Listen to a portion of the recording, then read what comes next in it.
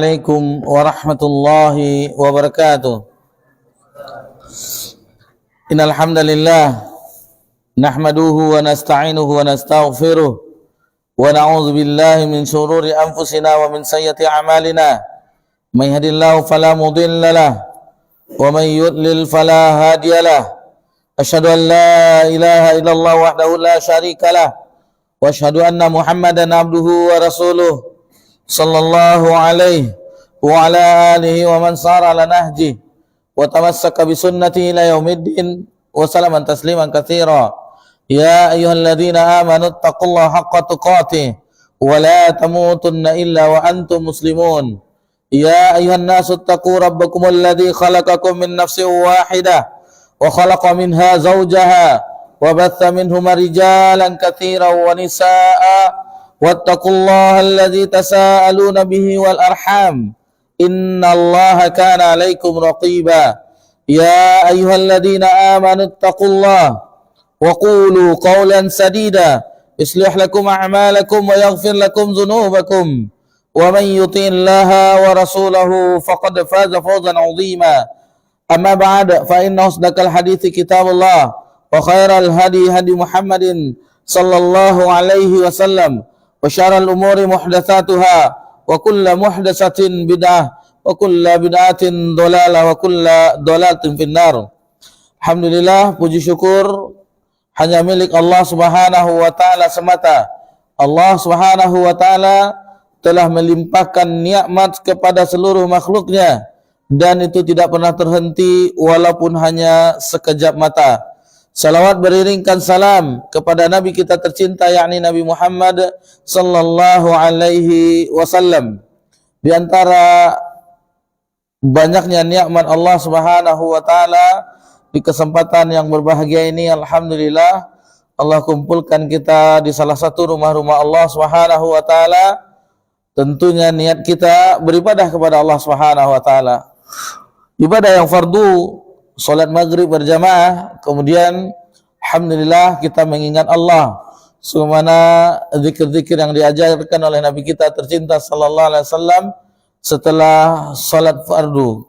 Kemudian alhamdulillah kita sama-sama melakukan salat sunnah ba'diyah maghrib, yang mana salat tersebut termasuk salat rawatib yang mengiringi salat fardu. Alhamdulillah, itu nikmat dari Allah Subhanahu wa taala. Dan menunggu waktu Isya, kita bersabar sejenak untuk bersama-sama mempelajari agama Allah Subhanahu wa taala, untuk kita agar mengingat kembali bagaimana akhir kesudahan kehidupan ini, terutama alhamdulillah kita sudah mengenal Rabb kita di beberapa poin yang sebelumnya dalam syarah akidah Ahlussunnah wal Jamaah ini. Di pertemuan kita yang terakhir, alhamdulillah kita telah membahas bersama-sama tentang iman kepada kitab-kitab Allah. Alhamdulillah, itu akan mengkokohkan kembali keimanan kita, karena kalau tidak dipelajari terus, tidak diingatkan terus, maka kita akan lupa dan tentunya iman itu akan melemah.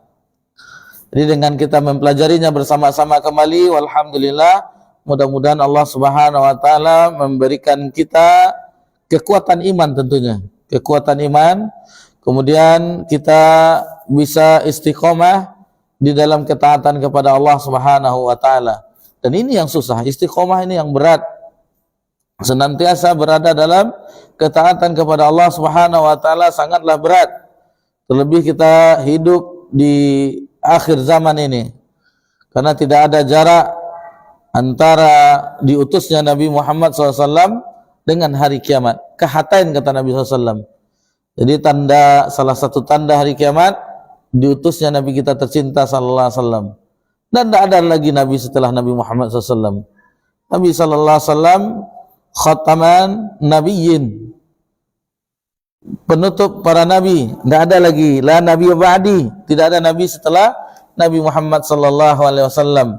Jadi untuk itu alhamdulillah kita diberikan kesempatan waktu luang dan waktu luang tersebut kita gunakan untuk mengingat Allah Subhanahu wa taala, mempelajari agama Allah Subhanahu wa taala. Insyaallah di malam yang berbahagia ini, di pelajaran kita memetik faedah dari buku Syarah Aqidah Ahlussunnah wal Jamaah yang disusun oleh Ustaz Yazid bin Abdul Qadir Jawas rahimallahu taala. Poin ke-22 yaitu iman kepada Rasul-Rasul Allah. Iman kepada Rasul-Rasul Allah. Salah satu akidah Ahlussunnah wal Jamaah bahwasanya Ahlussunnah wal Jamaah beriman kepada Rasul-Rasul yang diutus kepada setiap kaumnya.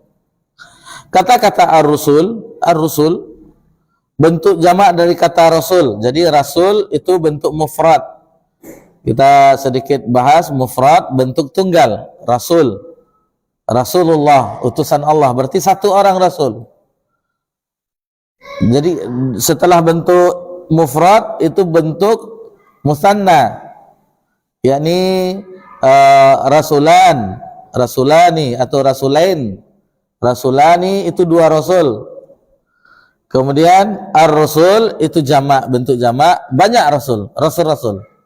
Lebih dari 3 ke atas. Nah, jadi kalau mudah-mudahan jamaah kita mushola atau masjid Ali bin Abi Thalib ada kelas bahasa. Ini masukan. Mudah-mudahan mana Bapak pengurusnya. Dimulai yang mudah-mudah, tapi dicari ustadznya yang sabar juga. Karena belajar bahasa Arab itu dimanapun belahan buminya di negeri kita ini, semuanya mendapat penyakit yang sama. Muntaber, mundur tanpa berita. Apalagi kalau sudah disuruh menghafal shorof, itu udah malu. Sebenarnya tidak perlu malu kita. Yang penting ikuti saja tahapnya terus. Berapa paham itulah nikmat berupa ilmu yang Allah berikan kepada kita. Jangan sampai menyerah. Begitu juga orang-orang yang belajar tajwid, tahsin, tidak naik pas dites, tidak mau lagi melanjutkan. Yang ditujunya apa? Karena sudah salah niat. Yang dituju sertifikasi ini, dapat pengakuan manusia. Bukan seperti itu sahabat Nabi SAW belajar agama Allah. Bukan pengakuan manusia, bukan tanda tangan manusia. Akan tetapi buku catatan amalan mereka, itu yang mereka yakini bahwasanya catatan amalan kebaikan, ini keburukan, ini yang diusahakan banyak. Apapun bentuknya, apapun bentuk kebaikan sekecil apapun, mereka akan usahakan. Itu makanya para sahabat radhiyallahu anhum ajma'in itu salat fardu dengan salat sunnah itu sama semangatnya. Karena yang membagi ini amalan ini fardu maktubah, ini nafilah, nawafil kan, itu setelahnya, setelah ulama-ulama belakangan. Oh ini ternyata tidak wajib rupanya. Ini di bawah wajib. Dia agak ditekankan oleh Nabi, sunnah muakkadah, ditekankan. Jadi itu yang membagi para ulama fikih. Sementara para sahabat radhiyallahu anhum mereka tidak tahu, yang penting itu perintah yang mereka dapat dari lisan Nabi yang mulia, mereka kerjakan semuanya. Sama semangatnya dengan apa yang diamalkan dengan salat fardu, yang fardu-fardu, ibadah-ibadah fardu. Begitu juga ketakutan mereka dengan larangan Allah Azza wa Jalla. Ini kan dosa kecil, tidak apa-apa. Tidak, mereka takut. Lari mereka dengan dosa-dosa sekecil apapun. Ketakutan mereka yang pernah kita singgung di kajian kita, bagaikan gunung menghimpit kepala mereka. Sementara kita dengan dosa waliyahzubillah ibarat lalat singgah ke hidung kita. Tinggal sepele saja. Ada yang satu yang mau lewat sini, seperti itu kita dengan dosa dan maksiat waliyahzubillah. Ini karena apa yang membedakan kita dengan mereka, generasi awal umat ini? Karena keimanan tadi. Mereka terpatri di dalam hati mereka keimanan yang kuat, yang langsung Nabi SAW curahkan ke dalam hati mereka, diterima langsung. Mereka tidak pakai analisa-analisa. Benar enggak? Benar enggak? Tapi datang dari Nabi SAW, mereka terima. Dan penolakan yang keras juga ada, kafir Quraisy itu enggak menerima sama sekali. Ini kita membicarakan orang-orang yang beriman kepada Nabi SAW. Kalau kita kan masih ragu. Kita ragu ini, sebagaimana tadi ada pertanyaan dari mahasiswa. Salah seorang mahasiswa bertanya, Ustadz, bagaimana menurut Ustadz begini-begini? Dia mengenai keadaan beliau telah mondok selama 7 tahun. 6 tahun di proses pembelajaran ditambah 1 tahun pengabdian. Lalu bagaimana menurut Ustadz begini-begini? Lalu dijelaskan kepada mahasiswa tersebut, salah seorang mahasiswa kita tadi, dan itu lumayan diskusi yang cukup lama, karena tadi agak selesai cepat UTS, ujian tengah semester. Jadi ketika beliau menanyakan perihal tersebut, maka dijelaskan kepada mahasiswa yang bertanya, generasi yang sekarang antum dan teman-teman itu, antum ini dipaksa orang tua. Lalu dia tersenyum, karena anak-anak yang mondok sekarang, anak-anak kita yang mondok yang sekarang ini, itu keinginan orang tua. Kenapa kita katakan keinginan orang tua? Ketika orang tua mengenal agama Allah Subhanahu wa taala, dan dia tidak bisa, umur sudah lanjut, tidak mungkin umur 50 masuk pondok, 40 masuk pondok, enggak. Jadi yang keinginan yang dirasakan, ghirah, semangat belajar agama, ditumpahkannya kepada anak-anaknya. Dan tidak ada komunikasi. Ini kita dengan anak harus ada komunikasi. Harus dijelaskan. Bukan kami marah kepada engkau, wahai anakku yang tersayang, karena bapak, ayah, atau abi tidak mau berpisah di akhirat. Kita harus bekal agama Allah Subhanahu wa taala. Sebenarnya ini kewajiban kami sebagai orang tua, tetapi karena keterbatasan bapak dan ibumu, papa mamamu atau apa, sebelum hijrah kan ada masih panggil papa mama kan. Jelaskan kepada anak tersebut. Harus ada komunikasi. Sentuh perasaannya. Ini seolah-olah kita ingin apa yang kita inginkan itu dilakukan oleh anak kita. Itu masalahnya. Sehingga sang anak merasa mereka ditekan, mereka seolah-olah, kan sudah ma'ruf itu. Pondok pesantren, mahat itu penjara suci kata mereka. Itu anak santri mengatakan seperti itu. Penjara suci. Kadang mereka lulus seolah-olah gembira. Jangankan mereka lulus, ketika libur saja, libur sebentar, berapa hari itu, yang hari Jumat pulang, hari Ahad diantar lagi sore, itu menjelang pulang itu seolah-olah mau masuk surga, kebahagiaan mereka. Karena libur kan. Tapi begitulah, karena tidak ada komunikasi kita sebagai orang tua dengan anak-anak tersebut. Kita Ananda ini perhatikan orang-orang yang di luar ini tidak ada belajar agama. Anak-anak SMA belajar agamanya cuma 2 jam pelajaran setiap pekan. Lalu dikatakan Allah memilih Ananda untuk menghafal firman-Nya, menghafal hadis-hadis Nabi SAW. Komunikasi seperti itu yang kurang kita sebagai orang tua.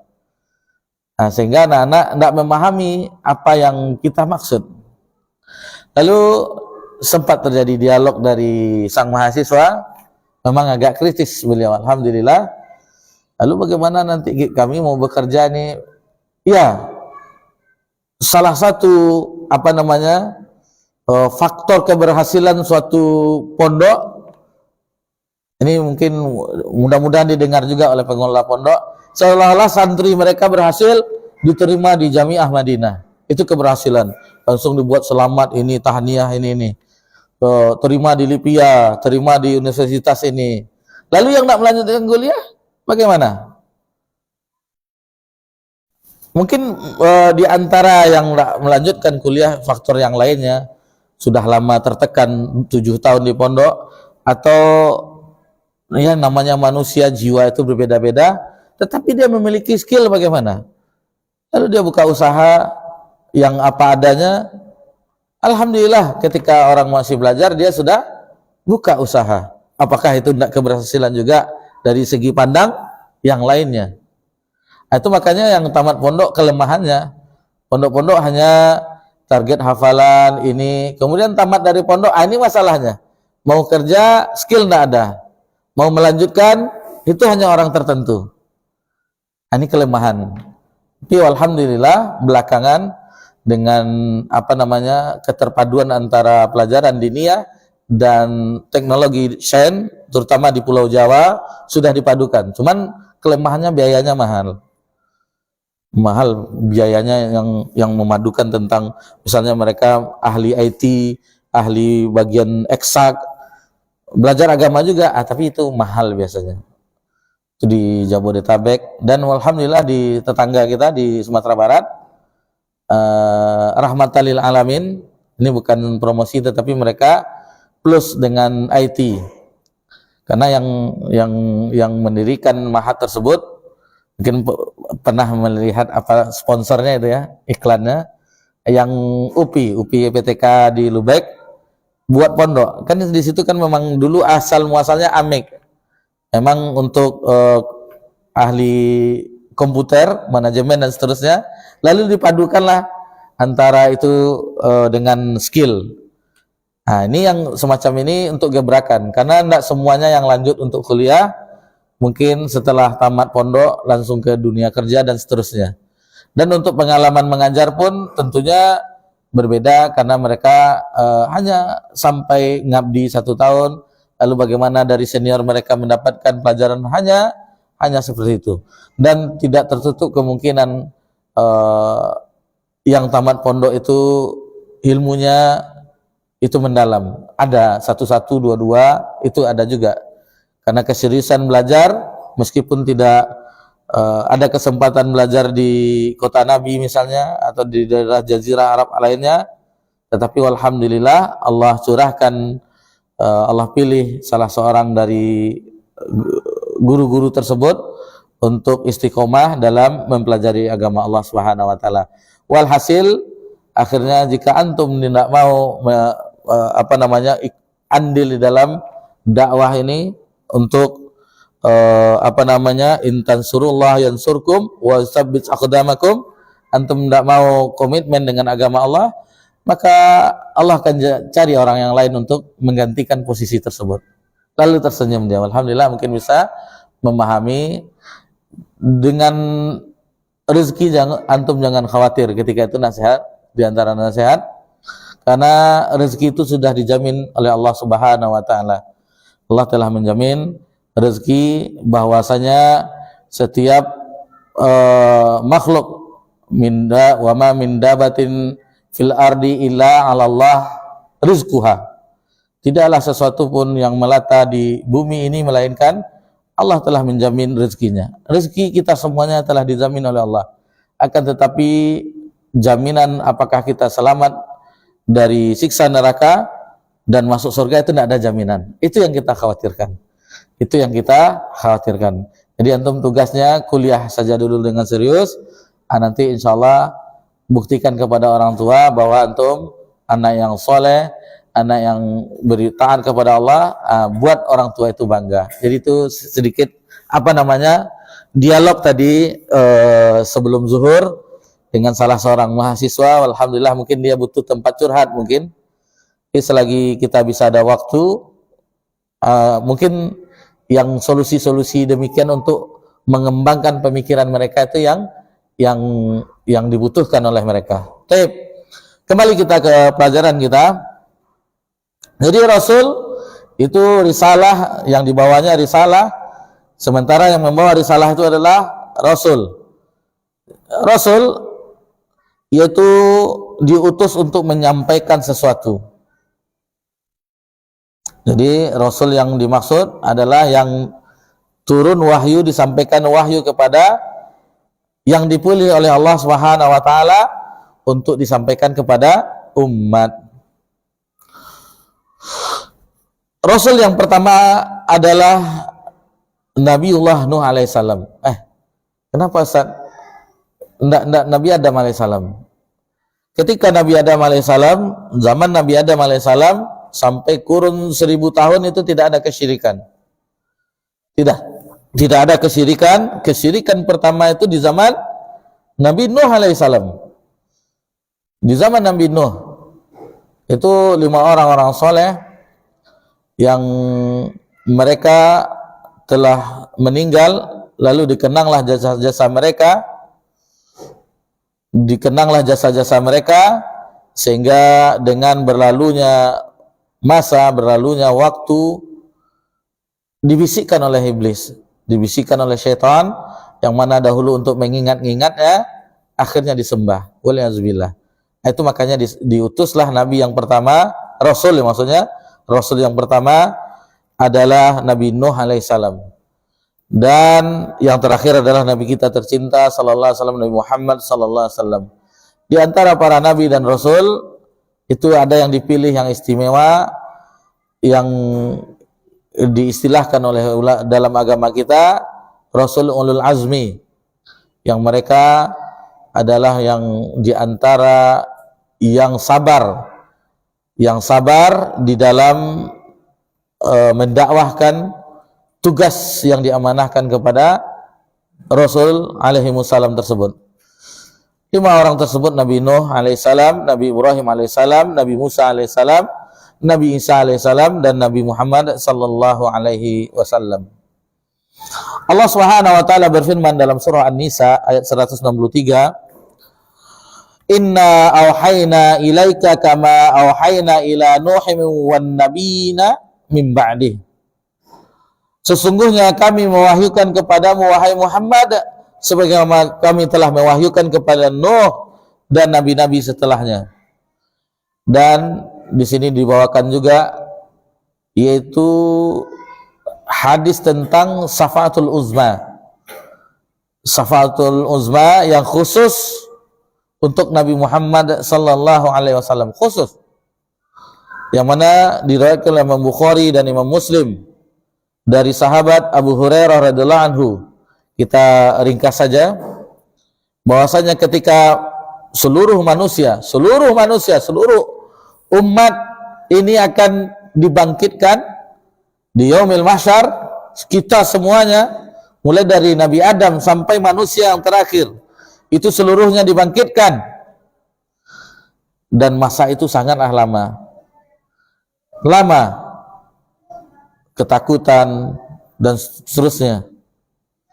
Dan di hadis yang lain, bagaimana keadaan orang di yaumil mahsyar, ada keringatnya yang sampai kepada mata kakinya, ada yang sampai ke betis dan lututnya, dan bahkan ada yang menenggelamkannya. Bagaimana itu Ustaz? Kan ramai, apakah berbeda-beda? Ya, berbeda-beda. Setiap umat, setiap orang itu berbeda-beda. Dan itu dibangkitkan dalam keadaan tidak beralas kaki, tidak berpakaian, dan tidak dikhitan. Sebagaimana hadis Ummul Mukminin Aisyah radhiyallahu anha. Pikiran kita semua masih sama Bapak-bapak, jemaah, itu sama. Sebagaimana herannya Ummul Mukminin Aisyah radhiyallahu anha, ya Rasulullah, manusia dibangkitkan tanpa pakaian, tanpa dikhitan, hal yanzuru ba'duhum ila ba'd, bukankah nanti akan melirik sebagian kepada yang lainnya? Nah, jadi pikiran kita sama tadi kan. Dan Ummul Mukminin Aisyah radhiyallahu anha seperti itu. Lalu ditanyakan kepada Nabi SAW, bukan seperti yang disangkakan, bukan seperti yang kita kirakan. Ketika itu peristiwa yang sangat besar, yang menakutkan seluruhnya. Itu tidak memikirkan aurat lagi, tetapi memikirkan bagaimana keselamatan. Contoh kita di dunia saja nih. Misalnya kita sedang mandi, terus ada gempa, mungkin sedang mandi pakai itu langsung lari keluar, karena memikirkan keselamatan, takut kan? Nah, itu di dunia, apalagi peristiwa yang dahsyat, peristiwa hari kiamat. Itu jadi orang tidak memikirkan tentang tentang yang kita bayangkan sebagaimana Ummul Mukminin Aisyah radhiyallahu anha. Yang dipikirkan bagaimana keselamatan. Maka berbondong-bondonglah kita semuanya manusia menuju kepada pertamanya Nabi Adam alaihissalam. Nabi Adam adalah Abul Bashar, bapak moyangnya manusia. Kemudian Nabi Adam alaihissalam memiliki keutamaan yang langsung diciptakan oleh Allah Subhanahu wa taala dengan tangan Allah Subhanahu wa taala langsung. Lalu ditiupkan ruh. Banyak keistimewaan dan juga pertamanya hidup di sorga. Namun Nabi Adam merasa tidak pantas untuk beliau. Karena Nabi Adam merasa berdosa, yang mana dosa tersebut belum pernah dilakukan oleh makhluk manapun. Yakni Nabi Adam ketika itu melanggar perintah Allah mendekati pohon yang dilarang. Maka dikeluarkanlah Nabi Adam alaihissalam bersama pasangannya Hawa dan hiduplah di bumi ini. Kemudian yang kedua, pergilah orang, jadi disarankan oleh Nabi Adam pergi ke Nabi Nuh alaihissalam. Nah, di sini baru disebutkan bahwasanya wahai Nuh, kata manusia pergi ke Nabi Nuh, engkau adalah Rasul pertama yang diutus oleh Allah. Di situ itu dalilnya adalah Rasul yang pertama adalah Nabi Nuh alaihissalam. Lalu Nabi Nuh pun tidak sanggup dengan syafaat ini, dan Nabi Nuh menyebutkan bahwasanya dia merasa berdosa beliau alaihissalam karena telah berdoa kepada Allah Subhanahu wa taala untuk memusnahkan kaumnya. Jadi hanya beberapa saja yang beriman saja yang selamat dengan banjir besar yang belum pernah banjir sebesar itu. Air yang mencurah dari langit dan tetap keluar dari bumi, tiada hentinya. Nah, jadi Nabi Nuh merasa bersalah, lalu disarankan ke Nabi Ibrahim alaihissalam. Nabi Ibrahim alaihissalam itu juga tidak mampu. Bahkan umat manusia mengatakan bahwa beliau abal anbiya, bapaknya para nabi, yang mana seluruh nabi dan rasul berporos kepada Nabi Ibrahim alaihissalam, yang mana Nabi Ibrahim yang dari salah satu istrinya Sarah itu lahirlah putranya Ishak alaihissalam. Dari Ishak alaihissalam lahirlah Yakub alaihissalam. Dari Yakub alaihissalam lahirlah Yusuf alaihissalam dan seterusnya. Bani Israel, Yakub alaihissalam itu bahasa Ibraninya Israel. Israel bahasa Ibrani, adapun bahasa Arab Israel adalah Abdullah, hamba Allah. Jadi Israel maksudnya itu hamba Allah, karena Israel bahasa Ibrani. Taurat diturunkan dengan bahasa Ibrani. Nah, jadi Abdullah, namun itu dipakai oleh Zionis, tidak cocok. Zionis Israel katanya kan, tidak cocok. Jadi cukup Zionis orang-orang Yahudi, cukup dengan itu. Karena dinisbahkan Israel hamba Allah, tidak cocok. Kemudian dari seluruhnya Nabi Musa, Nabi Harun, Nabi Sulaiman, dan seterusnya sampai Nabi Isa itu Bani Israel seluruhnya. Dan di salah satu istri Nabi Ibrahim alaihissalam, Hajar, itu lahirlah Nabi Ismail alaihissalam. Dari Nabi Ismail alaihissalam tidak ada Nabi dan Rasul sampai ke Quraisy, terus sampai ke Abdul Muttalib, Abdullah, baru Nabi Muhammad SAW sebagai penutup Nabi. Jadi tidak ada antara Nabi Ismail dengan Nabi Muhammad Nabi yang diutus, tidak ada. Adapun di Bani Israel itu semuanya dari Bani Israel. Maka kata Nabi Ibrahim bahwasanya beliau malu telah melakukan dosa, yang dosa itu malu terhadap Allah, dan belum pernah orang melakukan dosa sebagaimana beliau melakukan dosa tersebut. Nabi Ibrahim mengatakan dia telah berbohong. Beliau telah berbohong alaihissalam, akan tetapi berbohong bukan kadzib yang kita pahami, yang itu dicela oleh agama, enggak. Tetapi berbohong yakni namanya tauriyah, seolah-olah berbohong tapi itu jujur. Sebagaimana yang kajian kita sebelumnya tentang orang yang menyelamatkan jiwanya, terjadi fitnah bahwa Al-Quran itu makhluk, untuk menyelamatkannya apa contohnya kemarin sebagian ulama bahwasanya Taurat, Zabur, Injil dan Al-Quran ini adalah makhluk. Kan berbohong, itu namanya tauriyah.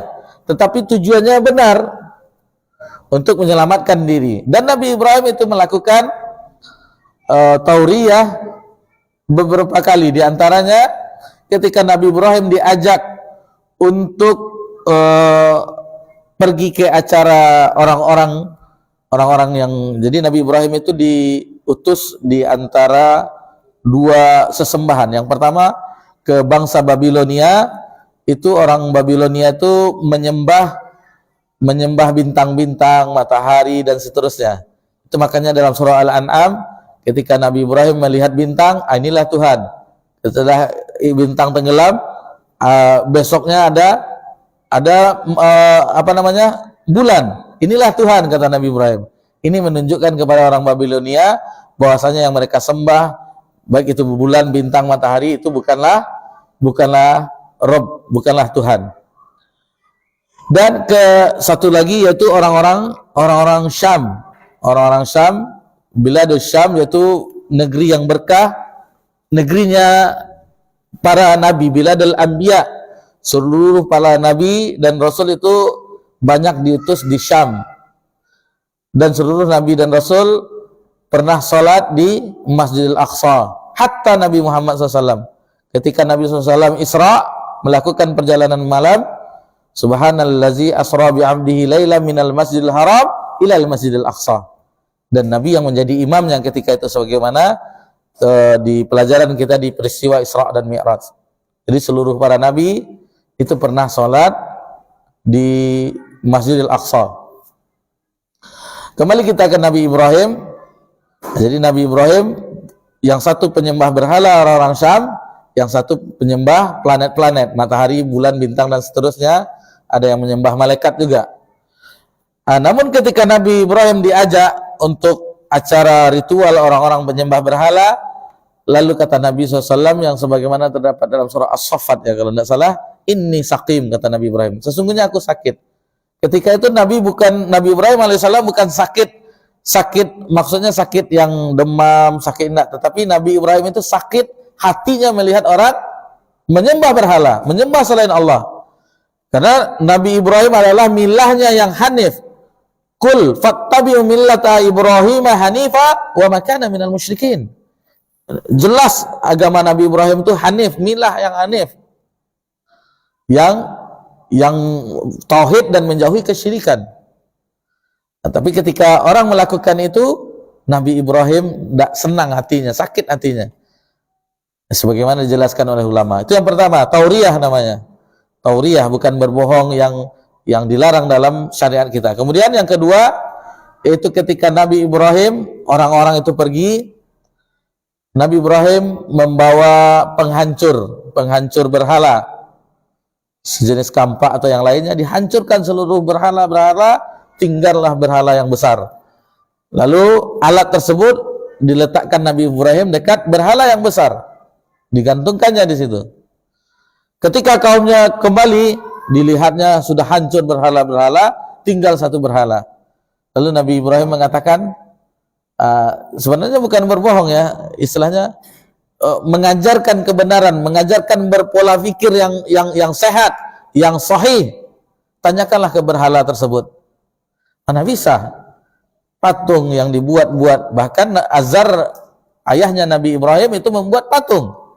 Tidak bisa patung berbicara, memberikan, tidak bisa. Itu salah satunya. Kemudian ketika Nabi Ibrahim dengan Sarah berada di Mesir, Kibtiyah namanya dahulu, Mesir itu Al-Kibti, orang Kibti, orang Mesir. Dan rajanya itu terkenal dengan apabila suka dengan istri orang, misalnya dia suka dengan istri orang, akan dibunuhnya suaminya. Lalu ketika itu Nabi Ibrahim mengatakan, istrinya Sarah orang yang cantik jelita tentunya, keturunan Bani Israel. Salah satu keturunan dari Sarah, Nabi Yusuf yang terkenal ganteng. Lalu tertariklah Raja Mesir ini terhadap Sarah. Lalu kata Nabi Ibrahim, sesungguhnya dia adalah saudariku. Maksudnya saudari, kalau kita satu iman, satu keyakinan, maka muslimah itu adalah saudari seiman, itu maksudnya. Bukan saudari adiknya. Tapi kalau dibilangnya itu istri saya, maka Nabi Ibrahim dibunuh oleh raja tersebut. Nah, ini sedikit penjelasan tentang Nabi Ibrahim alaihissalam. Kita dengarkan azan. Fadhal. Insyaallah setelah azan kita lanjutkan.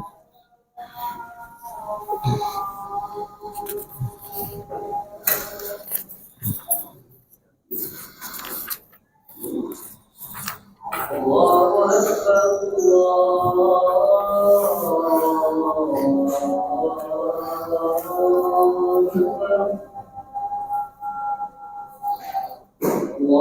Akbar, Allahu Akbar,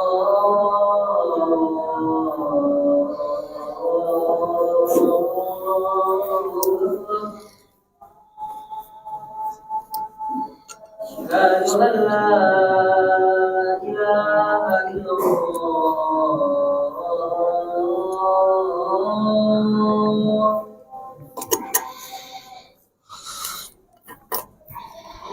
Asyhadu an la ilaha illallah.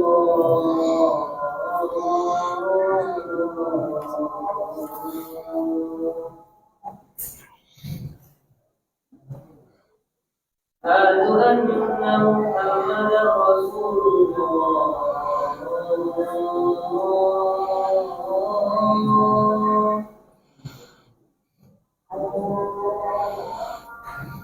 Asyhadu anna Muhammadar Rasulullah.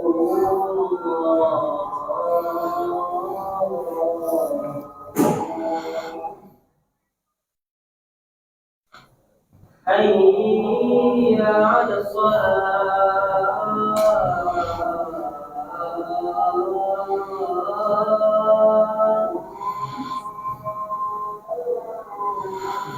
Hayya 'alas shalah.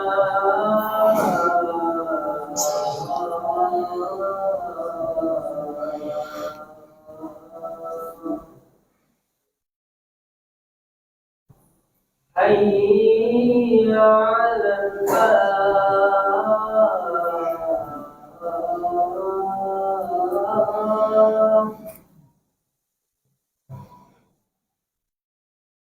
Hayya 'alal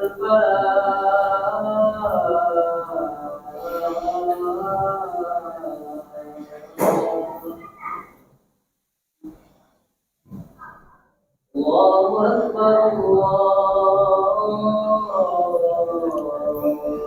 Allahu Akbar.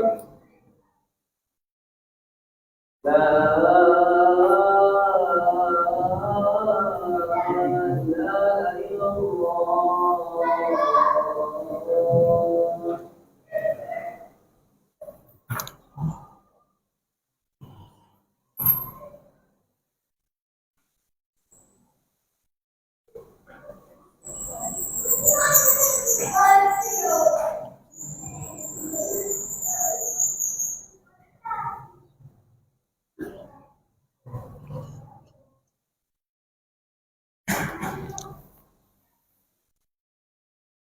Alhamdulillah, wassalatu wassalamu ala rasulillah ma ba'd. Tadi kita terhenti di Nabi Ibrahim alaihissalam. Jadi Nabi Ibrahim merasa telah melakukan dosa dan malu terhadap Allah Subhanahu wa taala karena telah berbohong, merasa berbohong. Yang kita jelaskan kata ulama itu bukan berbohong yang tercela di dalam agama kita, tapi namanya tauriyah, seolah berbohong tetapi itu kebenaran. Jadi kata Nabi Ibrahim, maka datanglah kepada Nabi Musa. Lalu berbondong-bondonglah kita semuanya, manusia seluruhnya, Bani Adam, ke Nabi Musa alaihissalam. Lalu Nabi Musa alaihissalam dikatakan kalamullah, orang yang pernah berbicara kepada Allah langsung berbicara kepada Allah. Lalu Nabi Musa pun mengatakan bahwasanya dia malu terhadap Allah karena telah melakukan dosa yang belum pernah orang melakukan dosa seperti itu. Jadi Nabi Musa merasa berdosa telah melakukan pembunuhan yang itu tidak sengaja, yang mana ada bangsa orang-orang dari pengikut Fir'aun, bangsa Fir'aun, rakyat dari bangsa Fir'aun dan dari Bani Israel itu sedang berkelahi, lalu dipisahkan oleh Nabi Musa alaihissalam. Dan Nabi Musa adalah seorang laki-laki yang kuat, qawiyun amin, seorang yang kuat dan lagi amanah, yang mana kita ketahui ada kisah yang mana ada sebagian ulama mengatakan itu putrinya Nabi Syuaib alaihissalam, tetapi ada yang mengatakan tidak.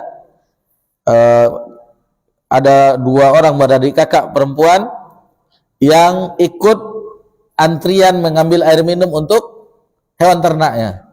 Jadi ada batu disebut di jalan tersebut untuk menuju tempat minum hewan ternak yang membuat orang antrian. Lalu batu itu diangkat oleh Nabi Musa. Kuat Nabi Musa. Sehingga tidak perlu lagi antrian sebagaimana sebelumnya. Dan begitu juga ketika Nabi Musa memisahkan pengikut Fir'aun dengan Bani Israel, saking kuatnya Nabi Musa, terbunuhlah mati orang yang dari pengikut Fir'aun. Itu makanya Fir'aun itu naik pitam mengejar-ngejar Nabi Musa karena telah membunuh kaumnya Fir'aun. Jadi ketika itu kata Nabi Musa, dia telah berdosa, pergilah ke Nabi Isa. Berbondong-bondonglah kita semuanya, umat manusia, pergi ke Nabi Isa alaihissalam, dan Nabi Isa pun tidak menyanggupinya. Namun Nabi Isa tidak menyebutkan apa dosanya, tetapi Nabi Isa mengatakan bahwasanya tidak sanggup. Dan sebelumnya disebutkan ketua Nabi Isa alaihissalam yang hidup dengan tiupan ruh tanpa daya, ditiup oleh Allah sebagaimana Nabi Adam, kun fayakun. Maka jadilah Nabi Musa sebagaimana penciptaan Adam alaihissalam. Lalu Nabi Isa mengatakan dia tidak sanggup, maka seluruh kita semuanya, umat seluruhnya itu menghadap kepada Nabi Muhammad sallallahu alaihi wasallam, dan itu adalah syafatul uzma, adalah hak Nabi Muhammad sallallahu alaihi wasallam. Lalu Nabi Muhammad SAW pergi menuju Aras, sujud, dan Nabi Muhammad SAW diilhamkan oleh Allah dengan mengucapkan pujian-pujian yang belum pernah Nabi sebutkan ketika dunia lama. Lalu ketika itu barulah sesuai yang Allah tentukan, Allah Ta'ala berfirman, ya Muhammad irfa raksak, wahai Muhammad angkatlah kepalamu. Lalu dikatakan apabila engkau meminta maka akan diberi, dan apabila engkau meminta syafaat maka akan diberikan syafaat untukmu. Maka Nabi Muhammad SAW meminta agar ditegakkan hisab. Nah, baru setelah itu ditegakkan hisab masing-masing kita seluruhnya. Nah, dan itu adalah syafaatul uzma, syafaat yang besar itu adalah milik Nabi Muhammad sallallahu alaihi wasallam. Adapun syafaat yang lainnya itu banyak. Malaikat, nabi, orang soleh dan seterusnya ada syafaatnya. Dan syarat dari syafaat itu adalah 2, yaitu pertama atas izin Allah dan atas ridha Allah. La yashfa'u indahu illa bizni. Baik. Jadi itu yang pertama, dan Nabi Muhammad SAW ini banyak dalilnya, diantaranya firman Allah Subhanahu Wa Taala dalam surah Al-Ahzab ayat yang ke-40, maka Muhammadun aba ahadim min rijalikum walakin Rasulullah wa khataman nabiyyin. Muhammad itu bukanlah bapak dari seorang di antara kamu, tetapi dia adalah utusan Allah dan para nabi. Dan adalah wa kana Allah bikulli syai'in alima. Dan adalah Allah Maha mengetahui segala sesuatu. Jadi setiap umat itu tidak pernah kosong dari diutusnya nabi. Banyaknya nabi itu ribuan, sementara rasul itu sekitar 300 lebih. Nabi itu tidak membawa syariat yang baru. Jadi nabi hanya membawa syariat nabi sebelumnya, itu pula yang disampaikan. Sementara rasul itu membawa syariat yang baru. Nabi tidak memiliki kewajiban untuk mendakwahkan risalah, maksudnya tidak seperti Rasul. Rasul ditekankan untuk mendakwahkan kepada umatnya. Itu beda antara Nabi dan Rasul. Allah Azza wa Jalla berfirman, "Wa laqad ba'atsna fi kulli ummatin rasula an ya'budullah wa jatanibut taghut. Sungguh kami telah mengutus di setiap umat seorang rasul. Apa tugasnya? Seluruhnya sama. Seluruhnya sama, yaitu an ya'budullah. Sembahlah Allah, wa jatanibut taghut, dan jauhilah segala sesembahan selain Allah Subhanahu wa taala. Dalam surah Fatir ayat 24, Allah Subhanahu wa taala berfirman, "Inna arsalnaka bil haqqi basyira wa nadhira." Sungguh kami mengutus engkau dengan kebenaran sebagai pembawa berita gembira dan pemberi peringatan. Wa im min ummatin illa khala fiha nadhira. Dan tidak ada satupun umat melainkan di sana telah datang seorang pemberi peringatan. Para Rasul alaihi wasallam manusia biasa. Jadi mereka adalah manusia biasa. Yang membedakan mereka dengan hamba-hamba yang lain adalah sebagai utusan Allah Subhanahu wa taala. Allah Subhanahu wa taala berfirman di dalam surah Al-A'raf ayat 188, "Qul la amliku li nafsi naf'an wa la darra illa ma syaa Allah." Katakanlah wahai Muhammad, aku tidak kuasa mendatangkan manfaat maupun menolak mudarat bagi diriku kecuali apa yang dikehendaki Allah. Walau kuntu a'lamul ghaibu lastaksartu minal khairi wa ma massani as-su. Sekiranya aku mengetahui yang gaib, niscaya aku membuat banyak-banyak kebajikan dan tidak akan ditimpa bahaya. In ana illa nadhiru wa basyirun liqaumi yu'minun. Aku hanyalah pemberi peringatan dan pembawa kabar gembira bagi orang-orang yang beriman. Jadi para nabi dan rasul tidak mengetahui perihal yang gaib kecuali diwahyukan. Nah, itu ada yang mengatakan nabi, karena sebagian ada yang hulu, sebagaimana orang Nasara pernah hulu kepada Nabi Isa, sehingga mengangkat derajat Nabi Isa dari hamba dan rasul menjadi derajat ketuhanan. Salah satu dari 3, Tuhan Bapa, Tuhan Ibu, dan Tuhan Anak. Dan Nabi itu tidak menyukai seperti itu. La tatruni, janganlah engkau menjadikanku, melebihkanku sebagaimana Isa bin Maryam telah dilebih-lebihkan oleh orang-orang Nasara. Tetapi aku, kata Nabi, walakinni hamba dan rasulnya, Abdullah wa rasuluh, hamba Allah dan rasulnya. Jadi para rasul juga memiliki sifat-sifat kemanusiaan, sakit, mati, membutuhkan makan dan minum, dan lain sebagainya. Dan ini sebagaimana Nabi Ibrahim alaihissalam menjelaskan tentang sifat Rabbul Alamin dalam surah Asy-Syu'ara ayat 79 sampai 81, "Wallazi huwa yut'imuni wa yasqin," dan yang memberi makan dan minum kepadaku, wa idza maridtu wa huwa yashfin, dan apabila aku sakit Allah lah yang menyembuhkanku, walladzi yumituni tsumma yuhyin, dan yang akan mematikan kemudian akan menghidupkan aku kembali. Nabi Nabi Muhammad SAW bersabda, "Innama ana basyarum mislukum ansa kama tansawna fa iza nasitu fadzakkiruni." Aku tidak lain hanyalah manusia seperti kalian, kata Nabi SAW kepada para sahabat. Aku juga lupa seperti kalian, maka jika aku lupa, ingatkanlah. Allah Subhanahu wa taala menerangkan bahwa para rasul alaihi wassalam itu mempunyai penghambaan yang tertinggi. Ubudiyah yang paling tinggi di antara umat manusia adalah para nabi dan rasul. Tidak ada bisa menandinginya. Itu tingkat ubudiyah penghambaan kepada Allah yang paling tinggi adalah para nabi dan rasul. Kemudian baru wali-wali Allah berikutnya, di antara orang yang beriman dan yang bertakwa. Allah Subhanahu wa taala berfirman tentang Nabi Nuh alaihissalam, "Innahu kana 'abdan syakura." Sesungguhnya Nabi Nuh itu adalah hamba Allah yang banyak bersyukur dalam surah Al-Isra ayat yang ketiga. Lalu Allah Subhanahu wa taala juga berfirman tentang Nabi Muhammad sallallahu alaihi wasallam dalam surah Al-Furqan ayat pertama, Tabarakalladzi nazzala al-furqana 'ala 'abdihi liyakuna lil 'alamin nadhira.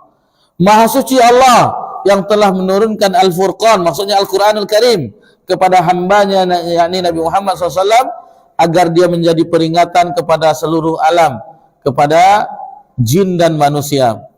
Allah juga berfirman tentang Nabi Isa bin Maryam alaihissalam, in huwa illa abdun an'amna alaihi wa ja'alnahu matalan li bani Israil. Dan dia, maksudnya Nabi Isa alaihissalam, tidak lain hanyalah seorang hamba yang kami berikan nikmat kenabian kepadanya, dan kami jadikan dia sebagai contoh bagi Bani Israel dalam surah Az-Zukhruf ayat 59. Jadi ikhwani fillah a'adzakumullah, para nabi dan para rasul termasuk Nabi Isa itu adalah manusia biasa, hamba Allah dan bukan Tuhan. Bukan Tuhan. Beriman kepada para rasul itu mengandung 4 unsur. Yang pertama, mengimani bahwa risalah mereka adalah benar-benar dari Allah Azza wa Jalla. Jadi yang pertama, mengimani bahwasanya risalah mereka para nabi dan rasul itu benar-benar dari sisi Rabbul Alamin. Barang siapa mengingkari risalah mereka walaupun hanya seorang dari mereka, maka sungguh dia telah mengingkari semua rasul. Allah Al-Haq berfirman, kadzabat qaum Nuhinil mursalin. Kaum Nuh telah mendustakan para rasul. Padahal yang didustakan cuma Nabi Nuh alaihissalam, tetapi disebutkan kadzabat qaum Nuhinil mursalin. Seluruh rasul didustakan. Orang-orang yang turun kitab sebelum kita, yaitu orang-orang ahlul kitab, orang Yahudi dan Nasrani, itu mereka hanya mengingkari satu nabi, yakni Nabi Muhammad SAW. Akan tetapi sama dengan mengingkari seluruh nabi dan rasul. Kemudian Allah Subhanahu wa taala menyebutkan tentang kaum Nuh yang mendustakan rasul. Sebagaimana kita sebutkan tadi, berarti sudah kita jelaskan. Langsung kita yang kedua. Yang kedua, iman kepada Rasul mengandung 4 unsur yang tadi sudah kita sebutkan. Yang pertama, bahwasanya kita wajib meyakini, mengimani risalah mereka, para nabi dan Rasul itu dari Allah. Yang kedua, mengimani nama-nama Rasul yang sudah kita kenali, yang Allah sebutkan dalam Al-Quran dan As-Sunnah yang sahih. Jadi jumlah nabi dan rasul itu ikhwani fillah azakumullah banyak sekali. Ada diriwayatkan oleh Nabi SAW di dalam satu hadis, itu nabi itu berjumlah 124.000 nabi, dan rasul itu 315 rasul. Sebagaimana hadis dari sahabat Abu Umamah, ini disebutkan tentang, begitu juga Abu Dzar yang diriwayatkan oleh Imam Hakim tentang jumlah para nabi dan rasul. Adapun yang kita ketahui atau yang dikhabarkan itu adalah 25, dan itulah yang wajib kita mengimani, yang yang diketahui tersebut, yang kita diberitahu dalam Al-Qur'an dan hadis. Adapun tentang nama-nama yang tidak diberitahu, itu kita wajib mengimani. Ada sebagian mengatakan Nabi Daniel, katanya kan, ada sebagian Uzair itu nabi sebagaimana yang dijadikan Tuhan oleh orang-orang Yahudi, dan seterusnya. Baik, adapun nama-nama nabi tersebut yang 25 mulai dari Nabi Adam, Nabi Idris, Nabi Nuh, Hud, Saleh, Ibrahim dan seterusnya, itu bisa dilihat dalam surah Ali Imran ayat yang ke-33, surah An-Nisa ayat 163, surah Hud ayat 50, 61, 84. Ini kita ringkas saja ya. Surah Al-Anbiya ayat 85, dalam surah Al-An'am ayat 83, 84, 85, 86, surah Al-Fat ayat 29. Surah Al-Fat ayat 29. Jadi ini disebutkan nama-nama Nabi di dalam ayat-ayat yang kita sebutkan di surat-surat tersebut. Ini dalam surah Ali Imran ayat 33, surah An-Nisa ayat 163, dalam surah Hud ayat 50, 61 dan 84, dalam surah Al-Anbiya ayat 85, dalam surah Al-An'am dari ayat 83 sampai 86, dan dalam surah Al-Fat ayat 29. Dan di antara Nabi juga disebutkan di dalam hadis, di dalam sunnah, seperti Nabi Syed, Nabi Yusha' bin Nun, dan seterusnya. Adapun mengenai tentang Khidir, Nabi Khidir, Zulkarnain, ada raja yang di dalam surah Al-Kahfi, kemudian Luqmanul Hakim, itu berbeda ulama. Ada yang mengatakan itu adalah mereka adalah hamba-hamba yang soleh. Wallahu a'lam.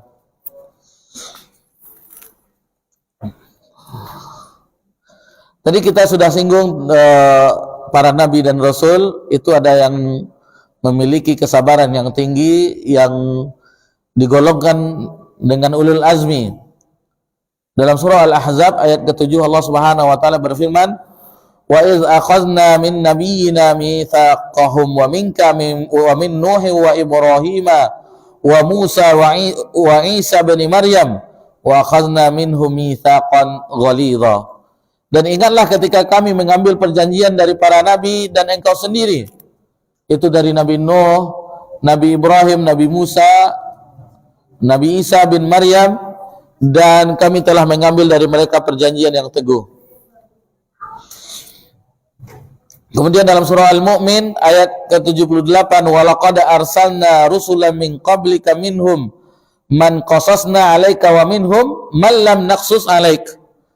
Dan sungguh kami telah mengutus beberapa rasul sebelum engkau wahai Muhammad, dan di antara mereka ada yang kami ceritakan kepadamu, dan di antaranya ada pula yang tidak kami ceritakan kepadamu. Ada sebagian yang disebutkan, yang kita sebutkan dalam beberapa ayat dalam Al-Quran, dan Nabi juga menyebutkan, dan banyak yang tidak disebutkan. Tadi berapa jumlahnya dalam hadis Abu Umamah? Itu 124.000 Nabi, 315 Rasul. Sementara yang kita jumpai itu 25.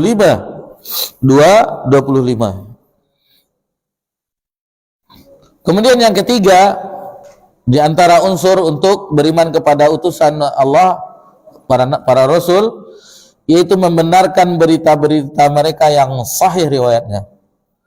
Dia membenarkan berita-berita para Nabi dan Rasul yang sahih riwayatnya. Karena kita mengetahui ada riwayat itu yang tidak sahih, sebagaimana riwayat Israiliyat itu tidak sahih. Itu dikarang-karang, dirubah-rubah oleh orang Yahudi, orang-orang ahlul kitab sebelumnya. Kemudian yang keempat, yaitu mengamalkan syariat Rasul yang diutus kepada kita. Jadi ada 4 unsur beriman kepada para Rasul. Yang pertama, mengimani bahwasanya risalah itu benar-benar dari sisi Rabbul Alamin. Yang kedua, mengimani nama-nama Rasul yang sudah dikenali baik itu dalam Al-Quran dan As-Sunnah. Yang ketiga, membenarkan berita-berita mereka yang sahih riwayatnya.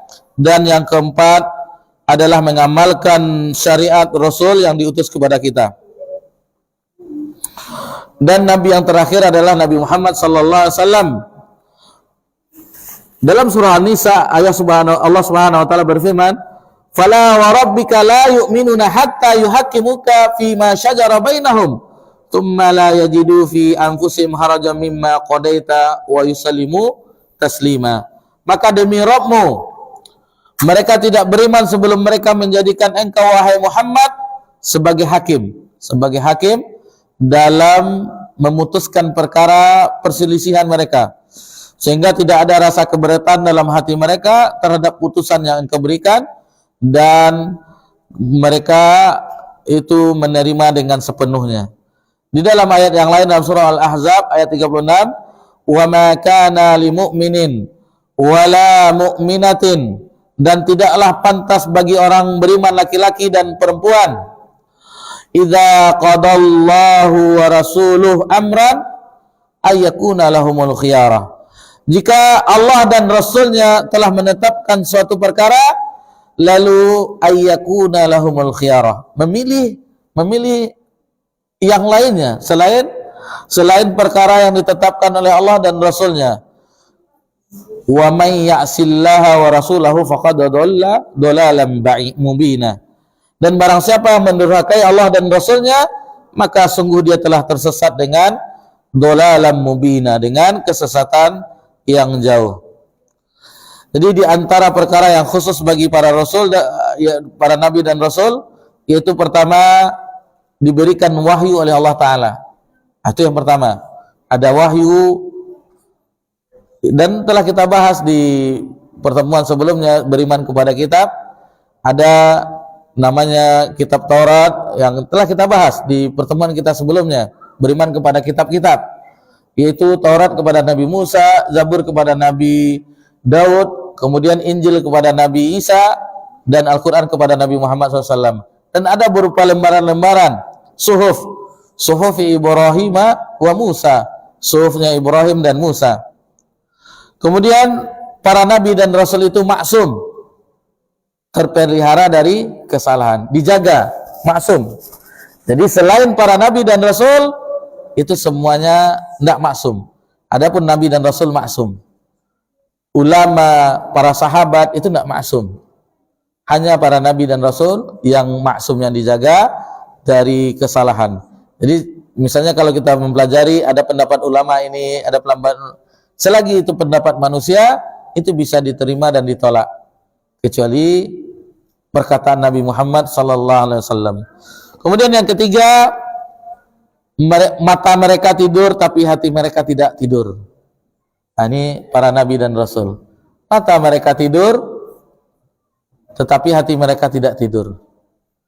Dan memang begitulah ketika turun firman Allah Subhanahu wa taala, ya ayyuhal muddatsir kum fa'anzir wa rabbaka fakabbir wa thiyabaka fatahhir war rujza fahjur, ila ketika ayat itu turun, maka Nabi SAW tidak pernah tidur nyenyak sebagaimana kita tidur nyenyak, karena ditugaskan untuk mengemban amanah risalah dari Rabbul Alamin. Ini yang senyum-senyum nih bujangan ya, bujangan itu sering tuh, mato lalo hati batanggang. Ini bukan masalah, berbeda antara bujangan mato lalo hati batanggang dengan nabi mereka tidur tetapi hati mereka tidak tidur. Mereka senantiasa ingat kepada Allah Subhanahu wa taala. Adapun bujangan tidak bisa tidur, kapan mau nikah? Kapan ini? Berbeda tentunya. Kemudian yang keempat, diberikan pilihan ketika akan meninggal dunia. Sebagaimana hadis Abu Sa'id Al-Khudri, Nabi SAW naik mimbar lalu mengatakan ada seorang laki-laki diberi pilihan oleh Allah Subhanahu wa taala.